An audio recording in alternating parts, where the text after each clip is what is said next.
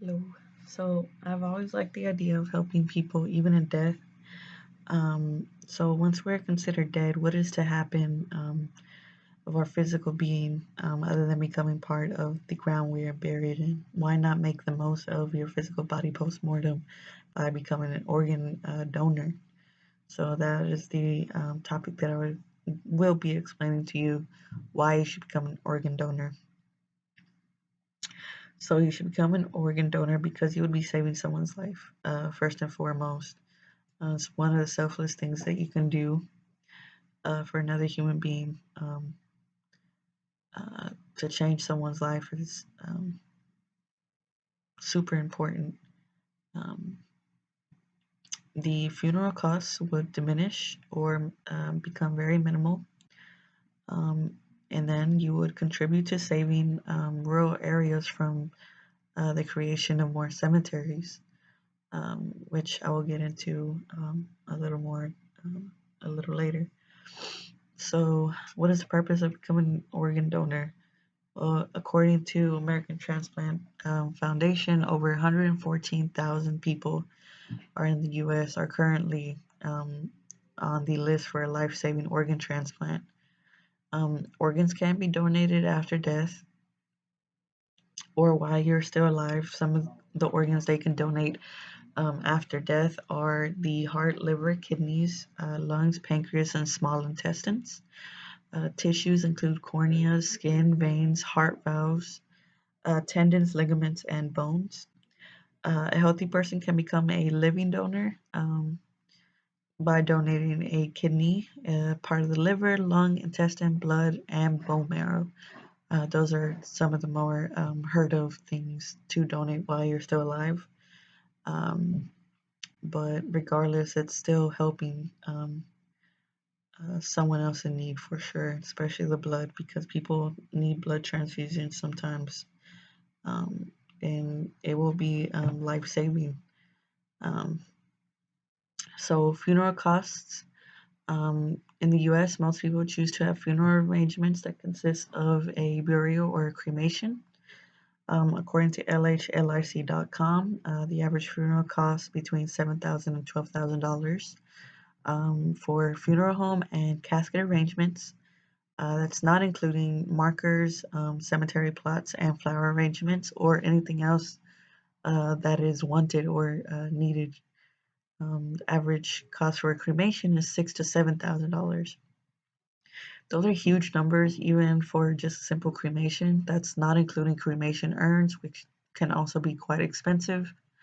Of course, depending on what you get, I've seen some that are up to um, um, $3,000. I've seen the cheapest be $300, which is still a good chunk of change for the most simplest of urns. According to DonateLifeTexas.org, you can sign up to be an organ donor or to donate your entire body. You can do it for medical research, or you can do it to be a transplant donor, um, an organ donor. But it is really easy to sign up for. Um, so um, when you sign up for that, depending on which programs you sign up for, sometimes they will send whatever they do not use from your body um, and cremate it and send it back to your family for little to no cost at all. Um, which I think is really good because one, you are saving someone else's life, you are giving them the things that they need to have a better life. Two, funeral costs will diminish or be very minimal. And three, you will not contribute to deforestation for cemetery purposes. Uh, so you'd be saving the wildlife that inhabits these environments that are getting taken down for cemetery purposes. And I know we are well on our way to um, getting rid of caskets and burials all at once. Um,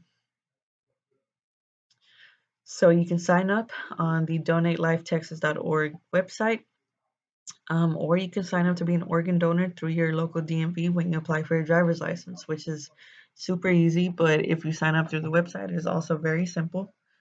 Um, so when you sign up for these programs, the medical personnel will retrieve your body post-mortem in the case of sudden illness or death, and allows for them to recover your organs for the purpose of someone saving someone else's.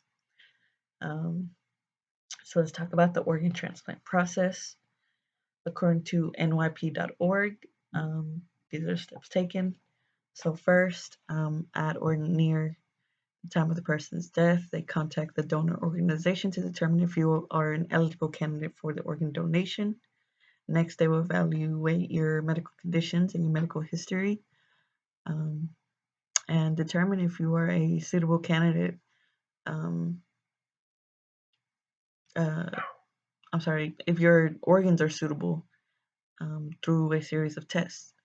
So they must ensure that each of your organs are in good health and good shape to be usable for organ transplantation. Once the person is declared deceased, they obtain consent from the next of kin or the authorized party. Afterwards, they will put you into the waiting list, which is called UNOS, um, which stands for the United Network of Organ Sharing. And the donor's information is put into the system, and they are matched with people who are waiting transplant.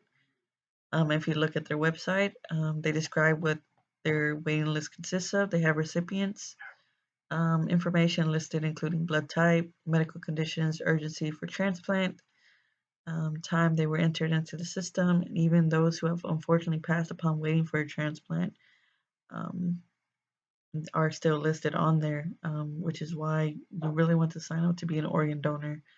People are dying in the process of waiting, as there is not enough people signed up to be organ donors themselves. Um, they can also remove people from their waiting list if there's a sudden change in condition that would disqualify them from becoming from receiving a transplant.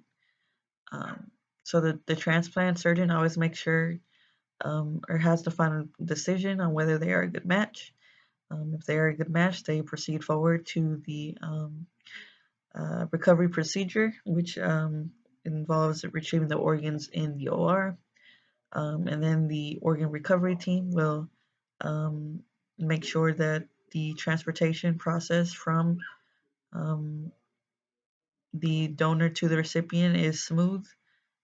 They will don't they will transport the organ to the facility where the recipient will receive their transplant. Um, so although it is a difficult decision and process, there are lots of people who have shared their stories of how organ donation has really helped and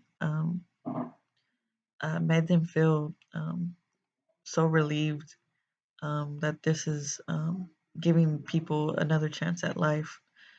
So, according to lifegift.org, the website publishes people's stories um, on donors and recipients alike and how their lives changed because of this life saving process. So, one example is Emily. Emily was a mother to 17-year-old Cassie, who passed away suddenly after a terrible car accident. Um, but Cassie, before she had passed, had signed up to be an organ donor. Um, and because of that, they were able to use her organs to um, uh, save the recipient, Sarah, who needed a heart transplant. And she received that heart transplant. She received Cassie's heart, and Emily describes the feeling of joy to be able to hear Cassie's heart within Sarah's body. Um, and that's very life changing for the both of them. So once again, I ask for you to consider um, becoming an organ donor. You can definitely make a difference in someone's life.